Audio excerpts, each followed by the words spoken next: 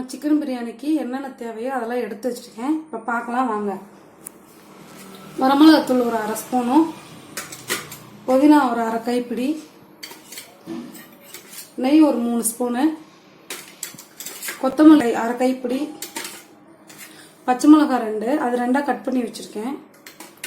தேவையான அளவு எண்ணெய், இது கடலெண்ணெய் தான், 3/4 கப்பு தயிர், 2 பெரிய வெங்காயத்தை எடுத்து இப்படி கட் பண்ணி வச்சுருக்கேன் நீல வாக்கில், இஞ்சி பூண்டு ஒரு 3 ஸ்பூனு, தக்காளி ஒரு மீடியம் சைஸில் ஒரு 3 கட் பண்ணி வச்சுருக்கேன், 1/2 கிலோ பாஸ்மதி ரைஸ் எடுத்து வச்சுருக்கேன். பிரியாணி தாளிக்கிறதுக்கு 2 பெரிய பிரியாணி இலையை எடுத்து அது 2ஆக கிள்ளி வச்சுருக்கேன். அன்னாச்சி பூ, ஏலக்காய், சோம்பு 1/4 ஸ்பூனு, மராட்டி மொக்கு, கிராம்பு, சுருள் பட்டை ஒரு பீஸும், சாதா பட்டை ஒரு 2 பீஸும் எடுத்து வச்சுருக்கேன். இப்போ வாங்க தாளிக்கலாம். அடுப்பு பற்ற வச்சிடலாம். நான் இன்னைக்கு குக்கரில் தான் வைக்க போகிறேன். 2 நிமிஷம் குக்கர் காயட்டும். இப்போ குக்கர் காஞ்சிருச்சு. நெய் போட்டுக்கலாம். எண்ணெயும் ஊற்றிக்கலாம். நம்ம தாளிக்கிறதுக்காக எல்லாம் எடுத்து வச்சிடலாம். இப்போ போட்டுக்கலாம்.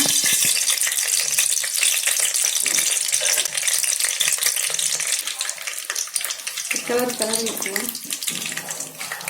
பெரிய வெங்காயம் 2 அரிஞ்சு வச்சிடலைங்களா, அதையும் போட்டுக்கலாம்.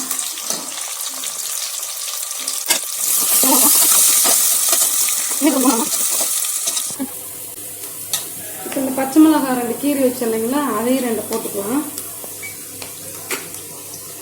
புதினா எடுத்து வச்சிருக்கோம் பாருங்க, 1 கப்பு, அதையும் போட்டுக்கலாம்.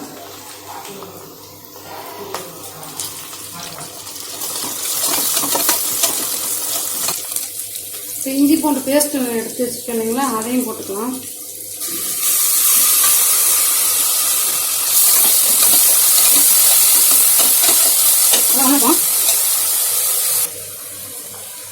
தக்காளி அரைஞ்சிருக்கு இல்லைங்களா, அதையும் போட்டுக்கலாம்.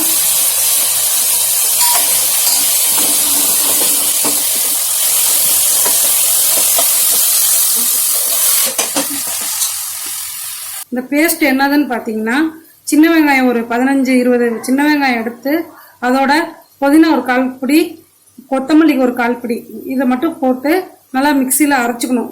ரொம்ப வலுவலுன்னு அரைக்கக்கூடாது, சும்மா லைட்டாக நெருன்னு இருந்தால் போதும். இப்போ இதை போட்டு வணக்கிக்கலாம்.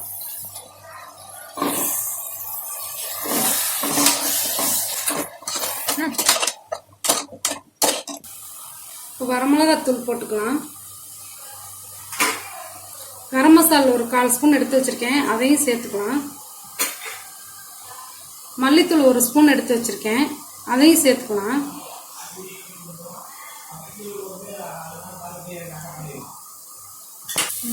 தயிர் ஒரு 3/4 கப்பு எடுத்து வச்சிருக்கேன், அதையும் அப்படியே சேர்த்துக்கலாம்.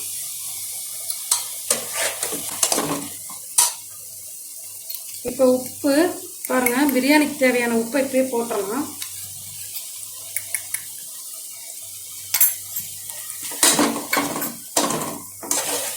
நல்லா வணக்கி விட்டுருங்க. நல்லா பச்சை வாசம் போகட்டும். சிக்கன் ஒரு 1/2 கிலோ சிக்கனை எடுத்து நல்லா கல் உப்பும் மஞ்சத்தூளும் போட்டு, வீட்டிலே அரைச்ச மஞ்சத்தூள் தான் போட்டு நல்லா பிசைஞ்சு கழுவி எடுத்து வச்சுருக்கேன். இப்போ அதை அதோட சேர்த்துடலாம் மசாலோட.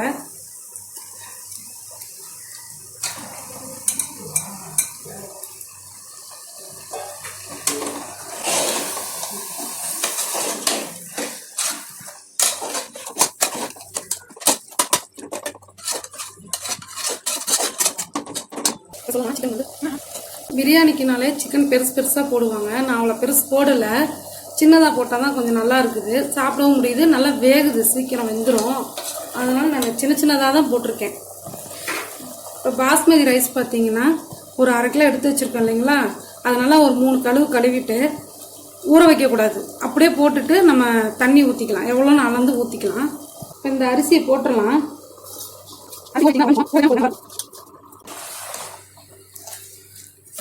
போட்டு இப்போ நல்லா கிளறி விட்டுருங்க. லேசாக கிளறுங்க போதும். பாருங்க, நான் இந்த உலக்கில் தான் அரிசி எடுத்தேன். இது அரைப்படி உலக்கு. இதில் ஒரு படி தான் இதில் போட்டிருக்கேன் நான். ஏற்கனவே தண்ணி இருக்குது, அதனால் இந்த ஒரு உலக்கு ஊற்றினாலே போதும். ஏன்னா இன்னும் கொஞ்சம் ஊற்றிக்கலாம், கால் உலக்கு ஊற்றிக்கலாம்.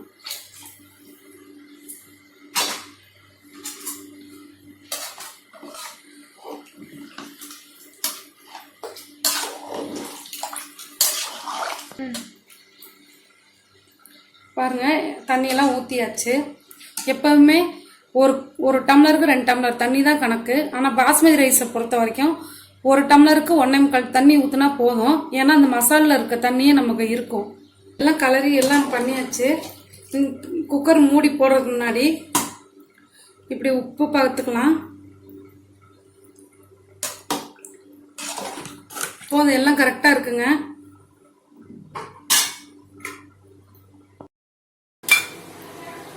கொஞ்சம் கொத்தமல்லி இலையை தூவி விட்டுக்கலாம்.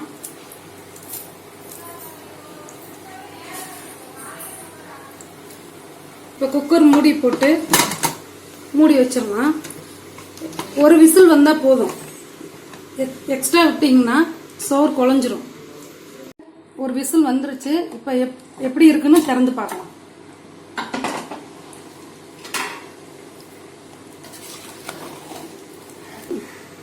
பாருங்க எப்படி வந்திருக்குன்னு. ஆறிடுச்சுன்னா தனித்தனியா உதிர்ந்து வரும் சாப்பாடு நல்லா. நான் ஒரு விசில் தான் வைப்பேன் எங்க குக்கர்ல. இப்போ சிக்கன் பிரியாணி செஞ்சு முடிச்சிட்டோம். அடுத்து நம்ம பார்க்க போறது சிக்கன் கிரேவி எப்படி செய்யறதுன்னு பார்க்கலாம். பிரியாணிக்கு அது மேட்சா இருக்கும், நல்லா டேஸ்டா இருக்கும்.